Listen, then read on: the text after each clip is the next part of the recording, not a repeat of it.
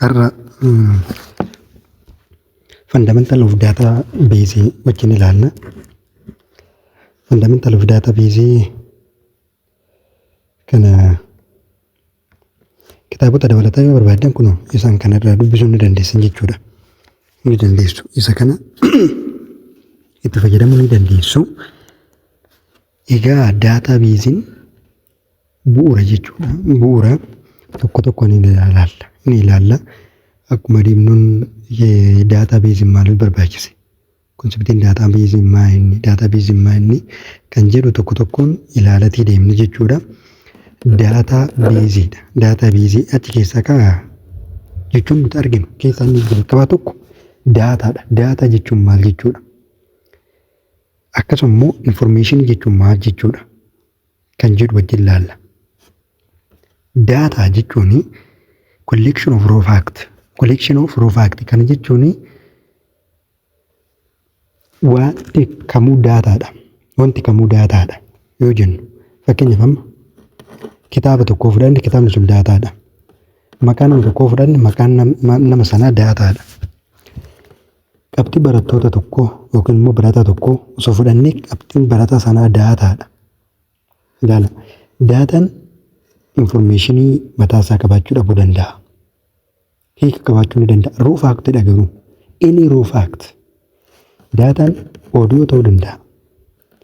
Viidiyoo ta'uu danda'a. Imeejii ta'uu danda'a.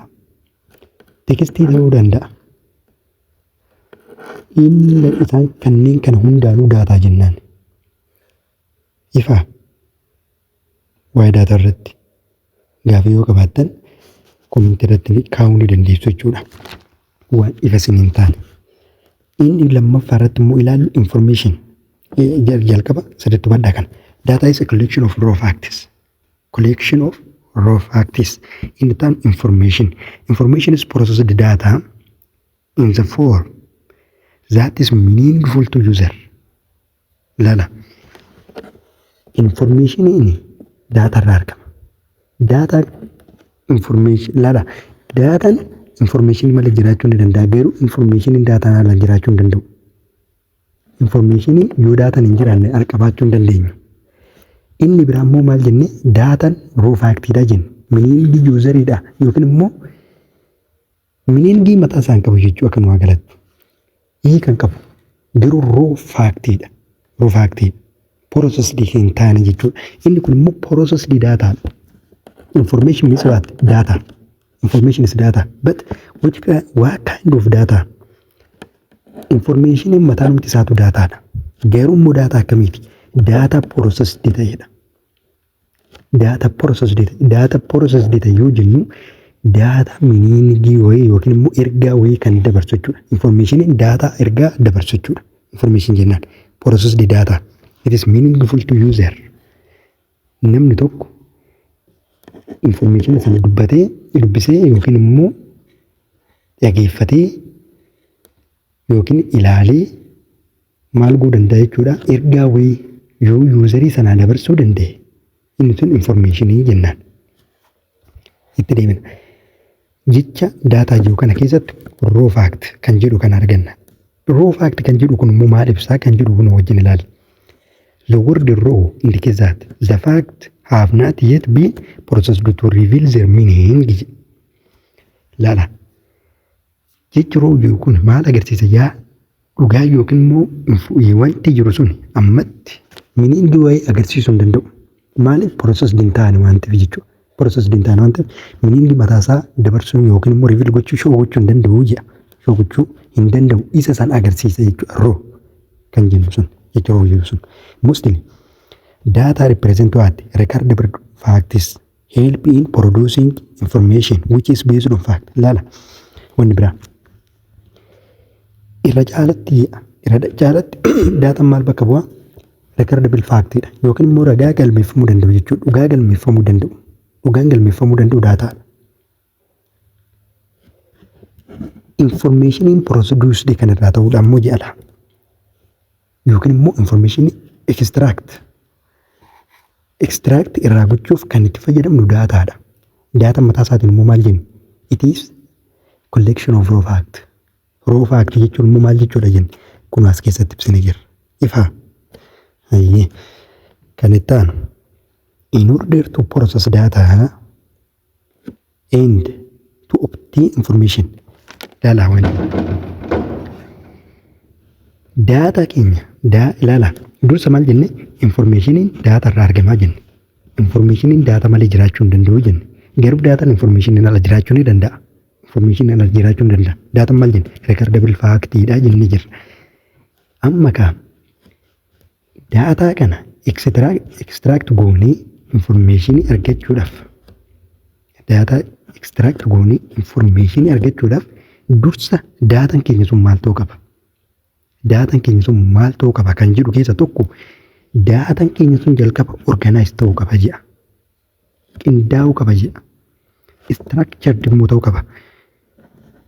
Structured ta'uu qaba. In a way to easy for what? For manipulation. Maal gochuuf? Manipulate gochuuf. Maal gochuuf? Access gochuuf. Maal gochuuf? Search gochuuf. Kan biraas akkasuma ni jira. To manipulate of data. To access information from data. To search data. Data first itself. Data sun immoo jalqaba mootummaa isaatiin maal ta'uu qaba? Organized ta'uu qaba. Maal ta'uu qaba? Structured ta'uu qaba. Ifaan traditionally it is known as record keeping system or filing system jedhama. Maaltu adeemsi kun dura? Mee fakkeenya kana ilaallu. If we have data about marks obtained by all students, we can then conclude about average mark, rank in the grade. Agartan fakkeenyaaf amma daataa wayii qabna. Daataan kun kan maaliiti? Mee maal jennu? Mee barataa kutaa 8ti. Barattoota kutaa 8 kan kilaasii barattoota kutaa 8 kan kilaasii A kana barsiisan isaanii yookiin immoo barsiisan maqaa isaan waamu maal of harkaa qaba? Qabxii isaanii barsiisonni tokkoon isaanii qabxii barataa tokko barsiisicha maqaa waamu sanatti dabarsanii jiran. Barsiisan sun kaamma maal of harkaa qaba jechuudha? Daataa qaba. Tolaa Abdii Caaltuu gosa barnootaa fakkeenyaaf 7 fudhatu jenne. Gosni barnootaa 7 kan hundaafuu kan Tolaates ni jira. Akkasuma kan Caaltuullee ni jira. Kan Abdiillee ni jira. Amma qabxiin kun miniingi mataa isaan qabu. Lakkoofsa miniingi mataa isaan qabu. Garuu immoo barsiisan kun qabxii kanarratti hundaa'ee maal baasuu danda'a? Maal baasuu danda'a? Average maarkii barataa sanaa baasuu danda'a. Akkasuma raankii barataa sanaa baasuu danda'a. Gireedii barataa sanaa baasuu danda'a. Isaan kun average mark akkasuma rank akkasuma immoo gireediin maali nama informationidha. Informationidha. Daataan keenya maalidha? Qabxiiwwan sana qabxii gosa tokkoon barnoota sanaa. Isaan kana argachuuf riizaaltuuwwan kana yookiin immoo kanneen akka averejii, raankii yookiin immoo sadarkaa fi gireedii kana argachuuf immoo barsiisichi jalqaba maal gochuu qaba? Qabxii tokkoon gosa barnoota barataa sanaa maal gochuu qaba? Organize gochuu qaba. Structure godhachuu qaba. Arrange godhachuu qaba jechuudha walumaa galatti.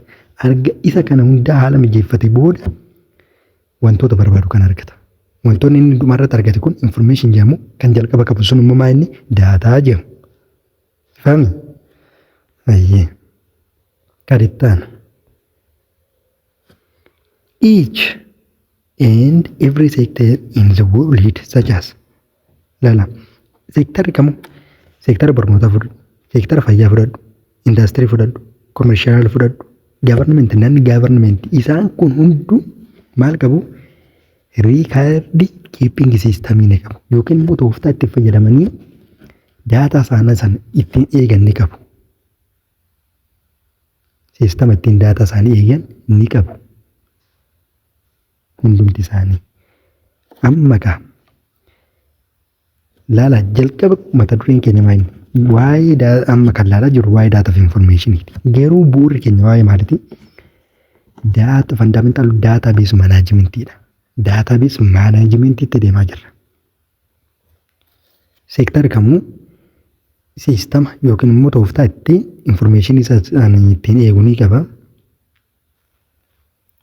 Inni kun immoo effectiveness of data managementiin kun akkaataan seektarri sun yookiin dhaabbanni sun kan mootummaa ta'uu danda'a miti mootummaa ta'uu danda'a. Daataa isaa ittiin eegu sun direct effect qabaa jedhama.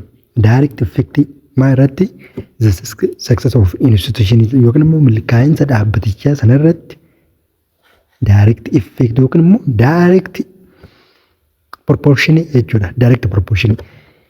Daataa isaa san sirnaan kan eeggate haalumaan milkaa'am faallan isaatis immoo dhugaadha jechuudha. Kan sirnaan eegganne milkaa'insi isaatis akkasuma gadi bu'aa ta'a jechuudha. Kanaaf direct effect kan jedhu the effectiveness of data management has a direct impact on the success of institution kan jedhu isa kanaaf jechuudha. Virtually all modern business systems rely on databases. Therefore, good understanding of how this structure are created and their purpose use vital for information system. Yeah, this is clear. System professional. Ifadha jechuudha. Ifa kuni database jechuun immoo maal? Database ilaala. Database is a collection of what? Related data. Data jechuun maal jechuudha jenne jalqaba. Is a collection of what? Raw fact jenne. Is a collection of raw fact. Recordable fact jenne data jechuun. Database immoo maal? Database is a collection of related data. Is clear? I hope it's clear. A collection of related data is database. Fakkeenyaaf amma daataa waa'ee mana barnootaatu wal qabatu. Daataa barsiisotaa, daataa barataa, daataa qabxii barataa, daataa mana kitaabaa, daataa kitaabotaa. Isaan kun related data jechuudha. A collection of related data is what? Database. And data is a collection of facts and figures that can be what? Processed to produce information. Yeah. Data should be what? Processed. To what? To produce what? To produce information. Data irraa information argachuuf jalqaba dirqama keenya maal gochuu qabna? Data keenya san process gochuu qabna. Analyze gochuu qabna jechuudha. Analyze gochuu qabna. Daataan kun immoo analyze ta'uuf maal ta'u yookiin immoo extract information extract irraa gochuuf immoo maal ta'uu qaba jenne daataan keenya. Daataan keenya sun jalqaba organized ta'uu qaba jenne. Structured ta'uu qaba jenne. Kan biraas immoo numa jiru. Harka akkas ta'e booda jechuudha information kan irraa extract gochuu dandeenya. Bakka isin hin galle kabitti gaafachuu dandeessan jechuudha. Yaada keessan komentii jalatti kaa'uu keessan hin dagatina. Akkasumas immoo subscribe gochuudha. Yaada keessan naa qoodudha. Komentii na barreessuun akkana cina dhaabbatan na gargaartan jaalalaa fi kabaja guddoodhaan isin gaafadha. Hayyee itti fufna. It is basically computerized record keeping system or filing system amma kalaala. Daataa kana yookiin immoo file keeping system kan jennu file keeping systemiin kun karaa lamatu jira. Tokko maanuwaali jira, inni biraa immoo computer based kan jedhamu jira. Maanuwaali jira, computerized based. Isaan kana tokko tokko ilaalla. Tokkoon gadi buusne ilaalla ishee dhiibbaa yookiin ilaala. Faayidaan isaanii maali? Maanuwaali namni fayyadamu tokko miidhaa akkamiitu jira yookiin immoo disadvantage haala kam maal faatu jira kan jedhu akkasumas immoo computerized based bakka lamatti qoodama innis faayilii fi database kan jedhamu ni jira jechuudha. Isa sanis tokko isaaniitiin ni ilaalla jechuudha. Ni ilaalla. Data management approach amma kun itti dhufnee jirra. Amma data ni qabna. Arga data qabaanne data keenya sun immoo manaajide ta'uu qaba yookiin immoo eegamuu qaba jechuudha. Data keenya sana immoo manaaj kan kuunu yookiin immoo kan eegnu kan to'annu karaalee adda addaa jira. Approach yookiin immoo systems jechuun method jechuu dandeenya. Data management approach or data management system or data management method. You can say all of them are the same. Yookiin immoo hiikni san takkuma jechuudha. Amma waan adda ta'e waa tokko hin qabu. Waa tokko hin qabu baay'ee salphaadha. Sirnaan ilaalla. Sirriitti na duuka bu'aa jechuudha. Isin hin jaa tokko data management jechuun maal jalqabumatti? Data management yookiin immoo DM jechuun nuti kun discipline alala. Discipline is that focus on what? Proper generation, storage, organization and retrieval of data. Yeah. Data management is a discipline. Discipline kun yookiin immoo maarratti focus godhe? Focus isaa yookiin immoo xiyyeeffannoo isaa maal? Proper generation yookiin immoo proper generation of data. And proper storage of what? Data, organization of data and retrieval of data. Daataan tokko akkamittiin generate ta'a? Daataan akkamiin generate ta'a? Akkamittiin immoo kuufama? Akkamittiin immoo walitti qinda'a? Akkamittiin immoo daataa san access goona? Haala kamiin access gochuu dandeenya? Isa kanarratti focus kan godhu data management jenna. Data management jechuun discipline jenneerra. Is clear? Data management is a discipline. It focus on what? Focus on generation of data, storage of data, and organizing, and also retrieval or access of data. It focus on that. Ifa data management jechuun maal akka ta'e ilaalaa jalqaba data maal inni jenne, information maal inni jenne, information haala kamiin argannaa jenne, akkasumas immoo data management maal inni kan jedhu isa kana. Ifa aga kanatti tole. Given the crucial role that data play in decision making and operation, it is not surprising that data management is a core activity for what business, government, agencies, service organizations, and the charity level. Yeah, obvious in the kunifa. Waan takka waan nama ibu tokko hin qabu. Amma kaa in general walumaa galatti there are two main approach to data management. Data keenya kana handle gochuuf yookiin manage gochuudhaaf approach gurguddoo lamatu jira.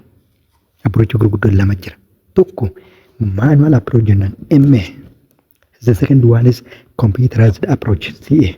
Isaan kana lamaan qabna. Data management approach. Jalqaba irratti data management jechuun maal jechuudha kan jedhu laallee jirra. Is clear? Kan itti approach lama. Manual approach and computerized approach. Manual approach kana keessatti immoo maal jira kaa'ama? Manual approach kana keessatti where data are what recorded, stored, processed by what hand, often using what paper based system. If daataan keenya kun record kan ta'u, stored kan ta'u, processed kan ta'u by hand yookiin immoo harka keenyaan. Maalirratti hundaa'aa paper based. Ni beektu jedhee yaada kun. Daataan kunillee kan irratti galmeeffamus, kan ittiin kuufamus, processed kan ta'us maanuwaaliidha yookiin immoo harkaanii jechuudha. Waraqaa irratti kan inni immoo record ta'u, store kan ta'us waraqaadhaan. Inni kun maanni maanuwaal beesdiidha. Isa duubatti hafaasan jechuudha kaakun. Jalqaba kan ture jalqaba. Computerized based kun immoo computerized approach kun immoo where computer and software are used to manage data effectively and what efficiently, accurately or effectively. All of them are the same. As keessatti sun paper based dha bakka. Paper based dha.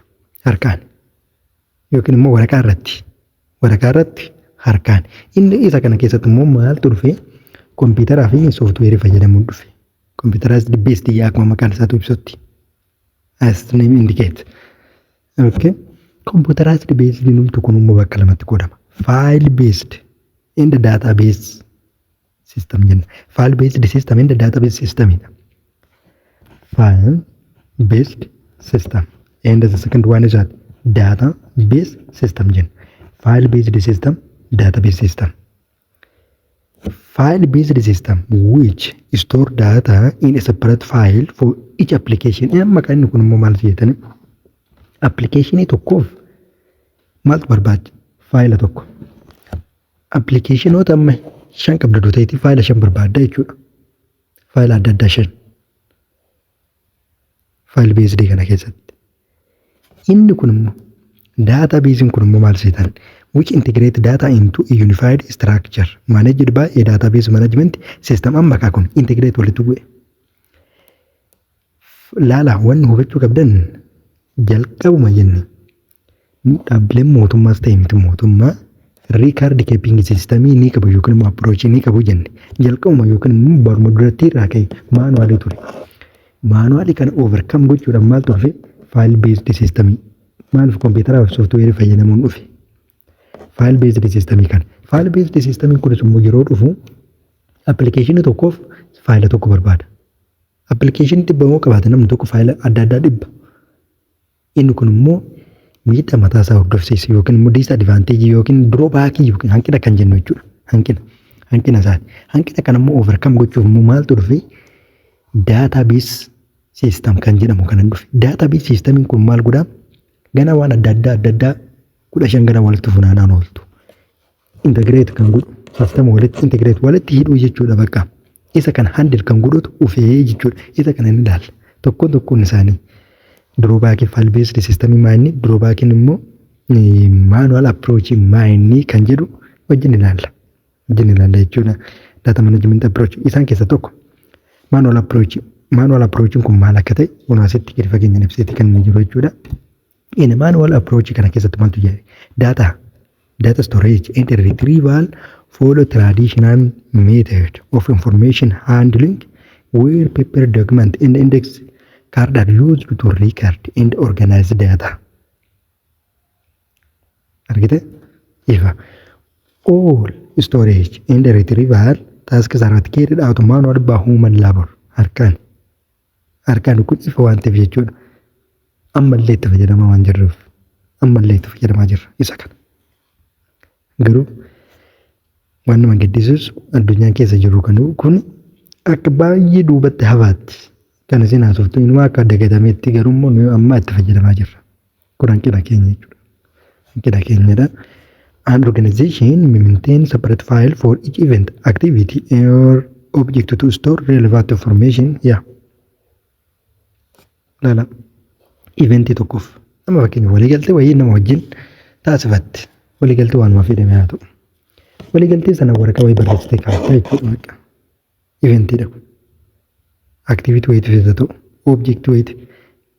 Lala ka ammee kun informationiin kun baduuf security isaa kan jedhu baay'ee gadi bu'aa yookiin immoo dadhabbiis kan baay'atu information search gochuuf amma nama wajjin waliigaltee sana barreeffatte kaa'atteetta waggaa 10 booda information sun barbaadame yookiin immoo data sun barbaadame hin argachuuf baay'ee ulfaataa kan ta'e barbaadanii arguuf baay'ee ulfaataa kan ta'e manual approach dha jechuudha.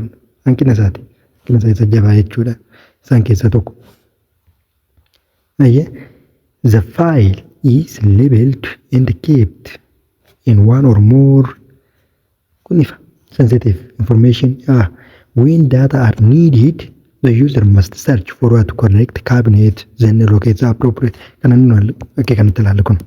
Nama fakkeenyaaf ilaala. Kun manual approach kan jennu sana jechuudha. Mee mana yaalaa dhufuudhaan maal goo hara namni tokko dhukkubsateedha. Data isaa waraqaa irratti ni galmeessuu ni kaa'u. Booda immoo maaltu jira? Waraqaa sana kaa'u. Kaardiin ni kennama dhukkubsataa sana kaardiin ni kennama. Kaardii sana wajjin information isa sana immoo kaardii tokko isaa kennani. Tokko immoo information yookiin immoo data dhukkubsataa sanarraa funaanassan sana walitti qabsiisanii ol kaa'u. Yeroo dhukkubsataa sun yeroo lammaffaa yoo dhufe dursa yaalamtee ta'a jedhanii gaafatu san dursa. Inni yoo jedhe maal gaafatu kaardii isaa sana. Maaliif kaardii isaa sanaan information isaa sana isa jalqaba san barbaaduuf jechuudha. Argite? Mee waan biraatis immoo fudhu. Fakkeenyaaf mana shantu naannoo tokko jira. Ati manni kun maal akka ta'e hin beektu. Garuu kaardii mana sanaa sii kennan yookiin immoo lakkoofsa mana sanaa sii kennan. Mana sana irratti immoo maal godhani lakkoofsa irratti barreessanii jiran. Ati maal gootu? Keroos keekii yookiin immoo lakkoofsa kee kana qabattee deemtee sanirra mana sanarra barbaadda jechuudha. Kan isaan maachi godhe boota sanaa qofa jechuudha. Isa kana fayyadamu. Inni kun maanuwaalii waan gaggeeffamu yookiin immoo maanuwal searching jechuudha. Maanuwal searching. Kaardii kanatti fayyadamaniiti kaa. Ilmaa yeroo isaanii kan manage godhan yeroo isaan manage kan godhan jechuudha. Ifame ayyee limitation yookiin immoo drawback isaa maayinni jennaan time consuming ifa yeroo keenya guba akkamti recording searching and retrieving information manual take a lot of time especially data volume kiyya amma fakkeenya akkuma baay'inni data sana dabalaa deemu lala record gochuudhaaf sa'aatii dheeraa search gochuu yookiin immoo data san barbaadee keessa argachuuf sa'aatii sirraa fudhatu dheeraa information retrieve gochuuf barbaaduudhaaf argachuudhaaf yookiin immoo access gochuudhaaf sa'aatiin time consumer bakka yeroo gubu yeroo baay'eetti kan gubu. Amma daataa namoota 500 barreessitee ol keesseetta. Laala daataa sun hunduu adda addaa. Nama tokkos pepperee tokkorra jira, hanqaras pepperee tokkorra jira. Hunda keessatti walitti maktee ol keesseetta. Isaan kana keessa garuu kan nama tokko barbaaddeeti. Gana hosaa kan hunda barbaadna jechuudha. Nama takkitti argachuudhaaf daataa kana hunda cheeggoona jechuudha. Time consuming yeroo keenya guba. Inni biraan prompt human error yookiin immoo dogoggora akka baay'atuufis sababa guddaa ta'a. Maaliif manual entry jira. In the handling of a lead to mistake such as misfiling, data loss, or what inaccurate recording jiraachuu danda'a. Inaccurate recording jiraachuu ni danda'a. Prompt yookiin immoo error dogoggoraaf carraan dogoggorri keessatti argamu baay'ee bal'aadha. Baay'ee bal'aadha. Inni bira difficult to what update and maintain. Laala ammame akkas jennu. Barsiisaan tokko amma kilaas tokko keessa barataa 50 jira. Barataa 50 jira. Barsiisaan sun immoo nootti kennee barattoota sanaa gabatee irratti. Barattoonni sun hundi isaaniitu nootti sanni barreeffatan. Nootti barsiisaan barii immoo dhufee maal jee bakka kanatti kun sarara tokko irratti yaada kanaan isin jedhan sun yaadni sun dogoggoraa yaada san isa kanatti sirreeffadhaa jeen. Maaltu jira barattoonni 50 maal gochuu qaban? Sirreessuu qaban. Sirreessuu qaban. Argite bakka 50 tu sirrataa jechuudha. Yookiin immoo information wal fakkaataa wayii barreessite wal keessatti. Information sun daataa inni qabu wal fakkaataadha. 20tu jira. Achi keessa daataa tokko dogoggorti yookiin immoo hima wayii dogoggorti. Maal gochuu qabdaree? 20 irraa deemteet idiit goota jechuudha. Kan 20tu ni sirreessitaa jechuudha. Hundasa difficult to update and also maintain kan jedhu isa kanaaf. Baay'ee ulfaataadha. Akkasumas baay'een ofiisaa TDS kan ta'e. Kan BTDS. Kan BTDS. The second one, limited accessibility. Access hin goonu. Access gochuudha. Mee amma kun waan baay'ee fa jirudha. Saatii irratti goonu barbaachisu ture. Amma ishee ni beektu. Abbootiin keenya lafa ni kireeffatu. Yeroo immoo lafa kireeffatan sanas immoo waliigaltee ni taasifama. Waraqaa sun abbaan kireeffate sun ol kaawwate. Irraanfateet guyyaa tokko abbaa lafarraa kireeffate sana walitti bu'anii mana murtii deeman. Abbaan kireeffate sun waraqaa san dagatee mana murtii deeme. Waraqaa san fidee jennee abbootiin murtii gaafannaan immoo maal goe inni dagatee jira. Ganaa maaltu jirare? Ganaa gara manaatti deebi'u. Limited accessibility kan jennu isa kana. Isaatti barbaade sanatti access gochuu hin danda'u. Deebiit immoo eenyutu access gochuu danda'a kan jedhu sunis immoo limitedidha. Storage space akkasuma inni biraa immoo storage space akkuma daataan keenya sun dabalaa deemuun dhaabbata wayii fuddaa. Dhaabbanni tokko manual based irratti hundaa'e yookiin immoo waraqaa kana irratti hundaa'e daataa isaa record godhatu ta'eeti. Akkuma baay'inni userii dabalaa deemuun daataa sun dabalaa deema. Bakki immoo paperii sana kaa'anitti dabalaa deema. Zooree kaa maaltu jira? Mana tokko daataadhuma yookiin immoo papereedhumaaf dhiisuu ta'a jechuudha. Maanuwaaliidha kun limitation manual approachiti. Manual approachiti. Inni biraa security challenge. Physical records are vulnerable to theft, unauthorized access, damage, loss due to bishaan, ibidda akkasumas balaawwan adda addaatiin kun beekamaadha. Amma paperirran kan inni kaa'amu amma nam eenyutu access gochuu danda'a? Unauthorized access hin jiraachuu danda'a yookiin immoo namni information sana argachuu hin qabne arguu danda'a jechuudha. Arguu danda'a. Inni biraa immoo hatamuudhaaf information keenya sun hatamuudhaaf. Inni biraa ibiddaan bishaaniin wantoota adda addaatiin miidhamuudhaaf carraan jiru baay'ee bal'aadha. So security challenge high kan ta'edha jechuudha. Portu data integration jira inni biraa. Daataan keenya sun wal qabata miti. Laal amma mee fakkeenya barataan tokko kutaa 10tti qabxiin inni argate bakka biraa kaa'ameera. kutaa tokkottis bakka biraa kaa'ameera. Sagalitti illee akkasuma 12ttis akkasuma kaa'ameera. 12 kana yeroo xumuretti immoo maal barbaade amma barataan kun waliigala daataa isaa kana barbaade. Gara daataa isaa sana saachi gochuu jechuudha hunda isaatu. So integrated kan ta'e miti jechuudha. Mi'a amma ishee namni yeroo kutaa 10 ni galmeesse fi yeroo kutaa 12 galmeesse. Daataa barataa sana adda adda yookiin immoo namoonni sunis immoo tasa dogoggoranii daataa san bakka adda adda ol kaa'an. Arguuf agaba kolfaatuun argitan so difficult. Poor data integration yookiin immoo daataa sun walitti hidhataa miti. Akkasuma qindaa'aa miti. Waltumsaa miti jechuudha. Poor kan ta'e low efficiency and productive kun beekamaa. Efficiency yookiin immoo gahumsa nuti jira argannu fi bu'aan nuti isarraa argannu baay'ee gadi bu'aa kan ta'e jechuudha. Lack of backup and recovery amma inni kun nama inni amma daataan keenya sun odoo damage ta'aa jennu. Daataa san deebinee argachuuf mee ilaala. Amma qabxii barataa yookiin immoo keenyaa kana fuddaa. Transcript kutaa 12 paper irra jira. Paper based jennu. Paper irra jira. Amma transcriptiin kun nu jalaa gubaate. Argachuu hin dandeenya. Ishii immoo nu jala hatame. Argachuu hin dandeenya. So difficult. Amma ishee koppii isa ol kaa'uu hin dandeenya. Mi'a ta'u ishee haa ta'u koppii isa ol kaa'uu hin dandeenya. Uduukaa. Daataa 1,000 qabna guutee. 1,000 kan hunda isaatti koppii isa ol keenya.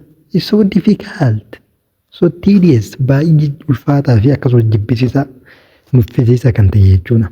Kuni ka drawback yookiin immoo limitation of what? Manual approach. Yeroo dhufetti immoo waa'ee file based approach akkasumas immoo limitation isaa uumaan. Limitation of file based approach tokko wajjin ilaalla. Har'aaf nugaa galatoomaa ulfaadhaan isiniin jaa. Egaa subscribe gochuudhaan immoo na cinaa akka dhaabbattan abdii jabduun isinirraa qaba. Ciao fayyaa ta'aa.